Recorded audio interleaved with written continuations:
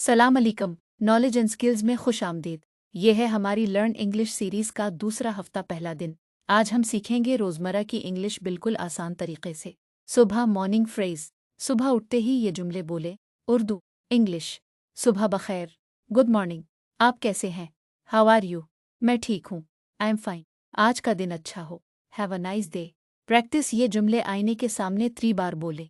दोपहर afternoon France. दोपहर के वक्त ये जुमले याद करें। उर्दू इंग्लिश। खाना खाया? Did you eat? मुझे भूख लगी है, आई एम हंग्री। पानी चाहिए, आई नीड वाटर। काम कैसा चल रहा है? How is work going? Practice किसी दोस्त को ये जुमले में इंग्लिश में बोलें। शाम इवनी फ्रास। शाम को ये जुमले इस्तेमाल करें। उर्दू इंग्लिश। आज का दिन कैसा रहा? How was your day? मैं थका हुआ हूँ, आई एम टायर्ड। आराम करना है, आई नीड टू रेस्ट। कल मिलते हैं, सी यू टुमारो। प्रैक्टिस रात सोने से पहले ये जुमले लिखें। बस यही है आज का सबक।